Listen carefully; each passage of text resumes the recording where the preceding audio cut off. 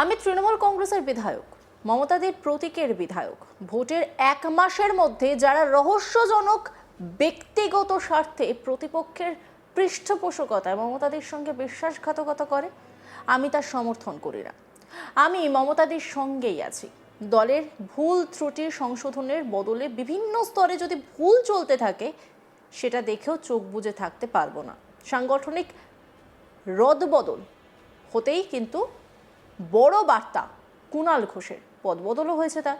কুণাল ঘোষের একটি দীর্ঘ পোস্ট ঘিরে শুরু হয়েছে নতুন রাজনৈতিক আলোচনা। কারণ এই পোস্টে যেমন রয়েছে মমতা ব্যানার্জির প্রতি অটল আনুগত্যের ঘোষণা, তেমনই রয়েছে দলের অভ্যন্তরে চলতে থাকা কিছু সিদ্ধান্ত এবং রাজনৈতিক সংস্কৃতি নিয়ে স্পষ্ট অসন্তোষের ইঙ্গিত। বিধানসভা নির্বাচনের ফল প্রকাশের 1 মাসও পূর্ণ হয়নি, অথচ তারই মধ্যে শাসক দলের অন্তরে অসন্তোষ, বিদ্রোহের জল্পনা এবং দলবদলের সম্ভাবনা নিয়ে রাজনৈতিক মহলে নানা আলোচনা চলছে।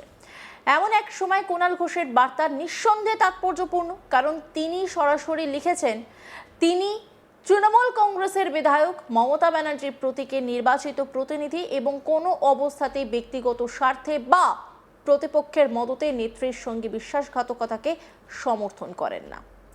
রাজনৈতিক বিশ্লেষকদের একাংশের মতে এই বক্তব্য শুধুই আনুগত্যের ঘোষণা নয়, বরং সাম্প্রতিক সময়ে দলের সঙ্গে দূরত্ব তৈরি করা বা বিকল্প রাজনৈতিক অবস্থান নেওয়ার ইঙ্গিত দেওয়া নেতাদের উদ্দেশ্যেই স্পষ্ট বার্তা।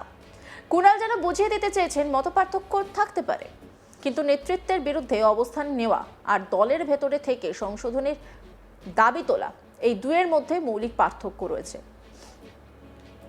তবে পোস্টের সবচেয়ে গুরুত্বপূর্ণ অংশ সম্ভবত অন্য জায়গায়, কারণ আনুগত্যের বার্তার পাশাপাশি কুণাল ঘোষ স্পষ্ট করে দিয়েছেন দলের ভুল ত্রুটি দেখেও তিনি নীরব দর্শকের ভূমিকা পালন করবেন না। তার কথায় ভুল সংশোধনের পরিবর্তে যদি বারবার একই ভুল চলতে থাকে, তাহলে চোখ বুজে থাকা সম্ভব নয়। এই বক্তব্য কার্যত তৃণমূলের সাংগঠনিক কাঠামো এবং সিদ্ধান্ত গ্রহণের প্রক্রিয়া নিয়ে প্রশ্ন তোলার সমান। রাজনৈতিক মহলের নজর সেখানে, কারণ সাম্প্রতিক দলীয় সাংগঠনিক রদবদলের পর থেকেই বিভিন্ন স্তরে অসন্তোষের গুঞ্জন শোনা যাচ্ছিল। নতুন কমিটি গঠনের পর দলের ক্ষমতার ভারসাম্য, নেতৃত্বের ভূমিকা এবং সাংগঠনিক সিদ্ধান্ত নিয়ে নানা আলোচনা শুরু হয়েছে। সেই আবহেই কুণালের পোস্টকে অনেকেই নিছক ব্যক্তিগত মত প্রকাশ হিসেবে দেখেছেন এবং সেটাকে একেবারে নিছক বলেও মানতে রাজি নন, বরং এটি দলের ভেতরে থাকা একটি বড় অংশের মনোভাবের প্রতিফলন বলেই মনে করছেন। আরও তাৎপর্যপূর্ণ হলো তিনি দাবি করেছেন যে বিভিন্ন জেলা থেকে কর্মী, ছাত্র এবং যুব সংগঠনের সদস্যরা তাঁর সঙ্গে যোগাযোগ করছেন এবং নানা অভিজ্ঞতা ও অভিযোগ তুলে ধরছেন। অর্থাৎ কুণাল নিজেকে শুধু একজন বিধায়ক হিসেবে নয়, বরং তৃণমূল স্তরের কর্মীদের বক্তব্যের বাহক হিসেবেও তুলে ধরার চেষ্টা করেছেন। এর মধ্যে দিয়ে তিনি দলীয় কর্মীদের একাংশের অসন্তোষকে রাজনৈতিক ভাষা দেওয়ার চেষ্টা করছেন বলেই মত রাজনৈতিক পর্যবেক্ষকদের। এই পোস্ট ঘিরে আরও একটি রাজনৈতিক প্রশ্ন সামনে এসেছে। কুণাল ঘোষ কি শুধুমাত্র সতর্কবার্তা দিচ্ছেন, নাকি ভবিষ্যতে সংগঠনের ভেতরে আরও বড় কোনো ভূমিকার জন্য নিজস্ব রাজনৈতিক অবস্থান স্পষ্ট করছেন? কারণ তিনি একদিকে যেমন মমতা ব্যানার্জির পাশে থাকার কথা পুনর্ব্যক্ত করেছেন, অন্যদিকে তেমনই বলেছেন যে চোখ, নাক, কান, মস্তিষ্ক, হৃদয় এবং মুখের পূর্ণ ব্যবহার চলবে। অর্থাৎ ভবিষ্যতেও তিনি দলের নীতি বা সিদ্ধান্ত নিয়ে প্রকাশ্যে মতামত জানাতে পিছু পা হবেন না। ঘটনাচক্রে কয়েকদিন আগে মমতা ব্যানার্জি ধর্ণা মঞ্চে তাঁর উপস্থিতি এবং অসুস্থ হয়ে পড়ার পর মুখ্যমন্ত্রী ব্যক্তিগত উদ্যোগে চিকিৎসার ব্যবস্থা করার রাজনৈতিক মহলে আলোচনার বিষয় হয়েছিল।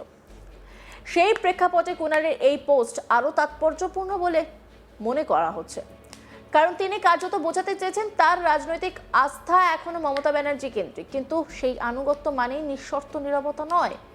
ফলে কুণাল ঘোষের এই পোস্টকে শুধুমাত্র আবেগঘন দলীয় বার্তা হিসেবে দেখার সুযোগ কম, বরং এটি তৃণমূল কংগ্রেসের বর্তমান রাজনৈতিক বাস্তবতার একটি গুরুত্বপূর্ণ প্রতিফলন, যেখানে একদিকে নেতৃত্বের প্রতি আনুগত্যের বার্তা রয়েছে, অন্যদিকে সংগঠনের ভেতরে আত্মসমালোচনা এবং সংশোধনের দাবিও স্পষ্ট। আর সেই কারণেই রাজনৈতিক মহলের প্রশ্ন, কুণালের এই বার্তা কি শুধুই মত প্রকাশ, নাকি তৃণমূলের অন্তরে শুরু হওয়া নতুন রাজনৈতিক অধ্যায়ের সূচনা?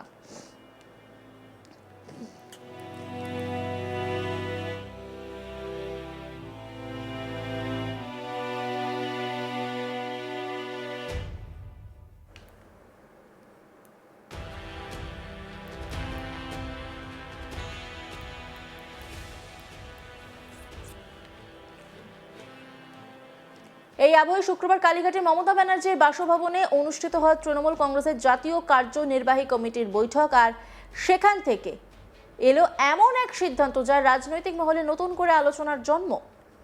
অভিষেক ব্যানার্জিকে তার পদে বহাল রাখা হলেও তার দায়িত্বের কাঠামোয় আনা হয়েছে গুরুত্বপূর্ণ পরিবর্তন। রাজনৈতিকভাবে যার তাৎপর্য অত্যন্ত গভীর। তৃণমূল সূত্রে জানা গেছে সর্বভারতীয় সাধারণ সম্পাদক পদেই থাকছেন অভিষেক ব্যানার্জি। তবে এবার থেকে তাঁকে সাংগঠনিক কাজে সহযোগিতা করবেন দলের দুই বর্ষিয়ান নেতা ডেরেক ওব্রায়েন এবং দোলা সেন। তাদের যুগ্ম জাতীয় সম্পাদক পদে দায়িত্ব দেওয়া হয়েছে। রাজনৈতিক পর্যবেক্ষকদের একাংশের মতে এই সিদ্ধান্ত নিছক সাংগঠনিক পুনর্বিন্যাস নয়, বরং দলের অভ্যন্তরীণ ভারসাম্য রক্ষার একটি সচেতন প্রচেষ্টা।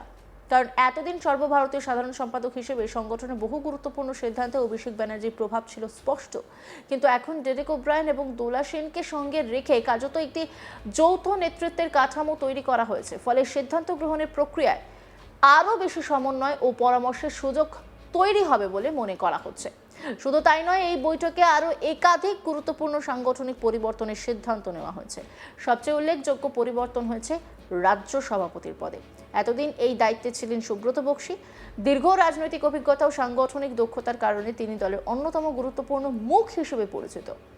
দলীয় সূত্রের খবর, দীর্ঘদিন ধরে তিনি এই পদ থেকে অব্যাহতি চাইছিলেন। যদি অভিষেক ব্যানার্জির অনুরোধে তিনি দায়িত্ব সামলাচ্ছিলেন। সম্প্রতি বাড়ির শৌচালয়ে পড়ে গিয়ে চোট পান সুব্রত বক্সী। শারীরিক অসুস্থতার কারণেও দায়িত্ব থেকে সরে দাঁড়ানোর ইচ্ছা প্রকাশ করেন তিনি। অবশেষে তার সেই আবেদন মঞ্জুর করেছে দল। নতুন রাজ্য সভাপতি হিসেবে দায়িত্ব পেয়েছেন চন্দ্রিমা ভট্টাচার্য। প্রশাসনিক ও রাজনৈতিক দুই ক্ষেত্রে তার দীর্ঘ অভিজ্ঞতা রয়েছে। মমতা ব্যানার্জির ঘনিষ্ঠ বলয়েও তিনি গুরুত্বপূর্ণ মুখ হিসেবে পরিচিত। ফলে সংগঠন পরিচালনার ক্ষেত্রে তার উপর আস্থা রেখেই এই দায়িত্ব তুলে দেওয়া হয়েছে বলে মনে করা হচ্ছে। এই বৈঠকে রাজ্য স্তরের একাধিক পদেও পরিবর্তন আনা হয়েছে। রাজ্য সহ সভাপতি করা হয়েছে সাজদা আহমেদ, মমতা বালা ঠাকুর এবং নয়না ব্যানার্জিকে। তিনজনই নিজ নিজ রাজনৈতিক ক্ষেত্রে পরিচিত মুখ। সংগঠনের বিভিন্ন স্তরে তাদের অভিজ্ঞতা রয়েছে। রাজ্য সাধারণ সম্পাদকের দায়িত্ব দেওয়া হয়েছে বাবার আলী, পুলক রায়, অসীমা পাত্র, অরূপ বিশ্বাস এবং রাজীব ব্যানার্জিকে। এই তালিকা দেখলে স্পষ্ট তৃণমূল নেতৃত্ব অভিজ্ঞতা ও রাজনৈতিক ভারসাম্যের বিষয়টিকে বিশেষ করে গুরুত্ব দিয়েছে। এক্সিকিউটিভ সদস্য হিসেবে নির্বাচিত হয়েছেন জ্যোতিপ্রিয় মল্লিক, রানা চট্টোপাধ্যায়, বিদেশ বসু, তৃণাঙ্কর ভট্টাচার্য, জয়া দত্ত, তাপস চট্টোপাধ্যায়, বসুন্ধরা গোস্বামী এবং গৌতম দেব। সংগঠনের বিভিন্ন স্তরের প্রতিনিধিত্ব নিশ্চিত করতে এই বিস্তৃত তালিকা তৈরি করা হয়েছে বলে মনে করছেন রাজনৈতিক বিশ্লেষকরা।